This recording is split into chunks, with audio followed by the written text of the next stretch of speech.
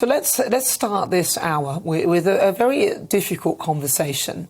And, I mean, we all saw the story of Manchester United footballer Cristiano Ronaldo.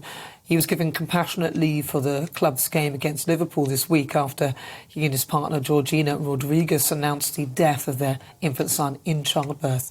Now, the pair were expecting twins, and whilst their newborn daughter is healthy, the tragedy of their son is something that many expecting parents go through every day. Ross Coniam went through a similar experience, losing his first daughter in 2018. He's since gone on to found a charity, 9 for Nora, which provides support to parents who have lost kids. He's also brought together men who have been through the same experience to talk about their struggles. And I'm pleased to say that Ross joins me in the studio. So, Ross, thank you so much for coming in and talking to us about this. So, talk to us about what happened that day. Yeah, so we planned Nora's pregnancy as our first child. Normal pregnancy, went into the hospital as we were over 2 weeks late. Everything seemed to be normal, even through the labour, everything was okay. But we noticed something wasn't right when she was delivered, and she was rushed off to a separate table next to us, and we knew straight away there was something that wasn't right. The doctors did resuscitate her, so she was able to breathe on her own, but sadly, because of the time delay from birth, there was no brain activity. So we had to make a decision a few hours later to take her off the machine and let her pass away peacefully. That's the most devastating thing that any parent can go through. And I don't even know how you come back from that, if I'm honest. Were there any signs whilst your wife was, giving birth that something was actually wrong? No, in our case, absolutely not. Not until afterwards we looked back and we realised there was only one heartbeat being recognised twice. Which was missed in the last sort of stages of the labour. But no, there was no, until she was physically delivered, we didn't know anything, there was a problem at all. So obviously you're just in shock and horror, don't know what to do. And it took 18 minutes for them to resuscitate her, so we knew through previous experiences with my nephew who passed away, when he passed away when he was 10, but he had breathing difficulties when he was born. We just knew that was too long a time, and we just really had to pray and hope that there could be something done, but sadly, that time was too precious. That 18 minutes was too long, and they couldn't do anything about it. And I can imagine that moment, that time must literally stand still. Yeah, that 18 minutes seemed like eternity, and like we're 5 feet away watching these doctors, like 10, 12 people in there trying to help, just helpless, and you can't do anything. All I could do was to try and support my wife and say things would be okay, not knowing what was going to be at that time. We didn't know that she was going to be, what was going to happen. We just hoped that something she'd be helped and be with us now. And in your mind, how do you then sort of move forward and try and move past that? Because it took a long time. It took a few months for me to even go outside, really. I didn't want to go out, do anything. You don't want to see people. You don't know who to talk to, who do you go to, because we've not been through this. I didn't really know anyone that's lost a child before. And if I did, we haven't really spoken in depth about it. So yes, me and my wife are very good together, and we were strong together. We could talk to each other, but you're both going through it, and your wife's also going through. Naomi, my wife's going through the healing process of the birth as well. So it's every day is just, you've got to take each day as it comes, and eventually I managed to get myself out of the house, and I think it was Naomi actually texted my friend and said, "Look, can you come and get him? Just get him out of the house," because I hadn't spoken to anyone about it. Family were brilliant, obviously, which they would be, but again, none of my family had been through a baby loss, so. They can't really, you can talk about your feelings, but not exactly, they don't know how you feel. And it must be very difficult as well, because people are expecting to see you with a child because they've seen that you've gone through it, and then you've got to explain or say something. How did you manage to... It was very strange.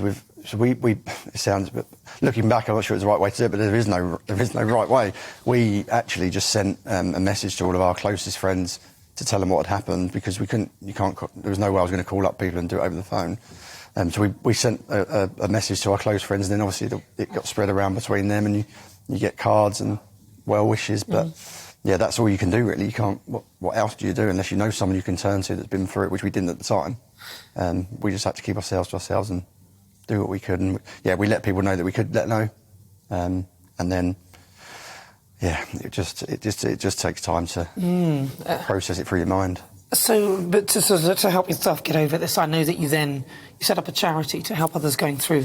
Yeah, so it was really for my own benefit to give me something to do to keep my mind occupied and keep fit and do some exercise. I did something previously in 2015 when my nephew Kieran passed away. I did 5 challenges to raise money for a hospice called Keach Hospice where he passed away. Yeah. So I wanted to raise money for them, and it really, as the months went on after Nora's death, we obviously learnt of SANS, the charity, and there's one called For Lewis that gave us a memory box. So I just wanted to try and give something back to them and raise some money, and more importantly, raise awareness of baby loss, because, again, as the months went on, I met more and more people that had lost. Yeah. And I just thought if I can do something to give back and to keep myself physically active, my mind active, because you don't want to lock yourself away and do nothing, as I could have easily done. So the campaign was me to do 9 challenges in 2019, from the London Marathon to London's Brighton Bike Ride. There was 9 different ones, and some guys joined me and helped. Some I did on my own.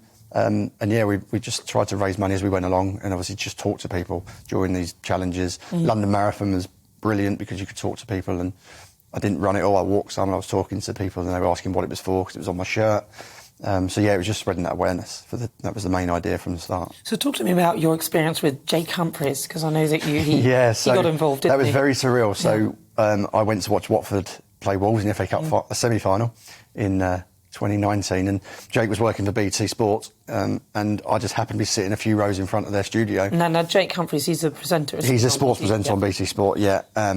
And he was working on that day on the game, and it was half-time. He said he just saw the back of my hoodie with my website, went onto it and promoted it basically put it on Twitter.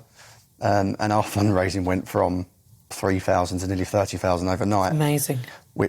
More to that, it was the messages that I was getting on the GoFundMe page, because it was a lot of men saying, I didn't know you could do, I didn't know what to do, and I lost, and well done for opening up. And it makes you just build your confidence up. And of course the money was unbelievable, because that's gone on to help hundreds and hundreds of families through their bereavement after us. And and Jake's been great, and he'll follow us and help us now and try and promote it more. And he just gave us that platform on social media to be able to promote's the wrong word, but expose baby loss, because it's so common. And especially as a man having to deal with it, because there's often a lot of support for women going through this, and it can never really be enough for something like this. I mean, it's every parent's worst nightmare. Yes, I mean, any age to lose a child is unthinkable, and I say we as a family we've lost 2 now, in a 10-year-old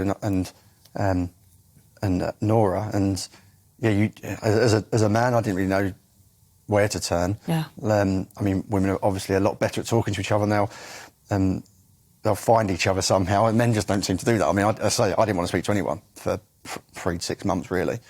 But then I realised that you need to, because you need to have that outlet, and I'm so glad now that I've found a network of dads and men that I can share my experience with, and they can share theirs with, and hopefully it will let people other realise that they can do that as well. I mean, is this one of those harrowing experiences that must literally replay in your mind all the time? How do you get over that replay in your mind? It's just a form of PTSD, isn't it? Yeah, really, so I had therapy. Going back through. Yeah, so I had therapy for that, especially for the moments that Nora was born and delivered, because that I couldn't get that. Still now I can think about it, but I can deal with it now because I've learned how to kind of deal with it. Like, your pain doesn't stop. Like we say, the pain is this big, your world grows around it. So our world has got bigger.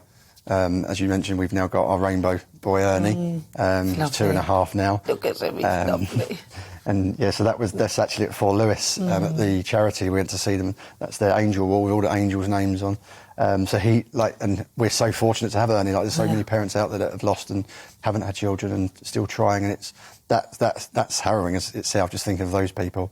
And when you hear other people's stories, no story is the same, no loss is the same, but the pain's the same. But going through it again, so you've had one, that's happened, to then actually go through it, you must have been absolutely beside yourself for the delivery for the second child. Yeah, so it was, every day was, because we had a perfect pregnancy with Nora, we didn't know any problems. So when we went with Ernie, we're going for the 7-week scan, 12-week scan, we'd have an extra scan just to make sure, because we still don't have a reason for Nora's loss particularly.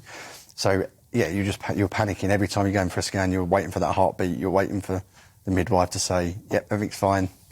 And it was. And we planned to have a caesarean section with Ernie, because the thought of going through another labour just we couldn't. Those, like say, the images of losing Nora would have been too much to handle, I think. So, and the C-section was brilliant. The hospital were brilliant.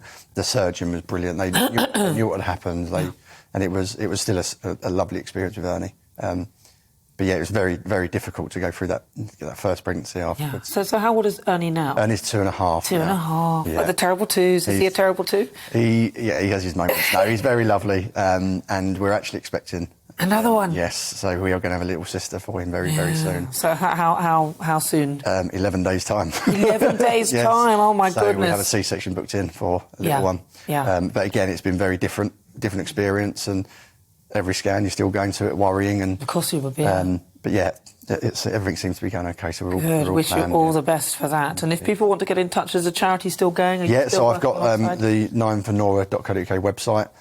We've got a Dads and Lads network group now, which we meet up and have WhatsApp groups to chat, and there's over 50 men in that. So yeah, we're always open. Just to go on the website and there's a contact page, and we welcome as many men as possible to talk to us.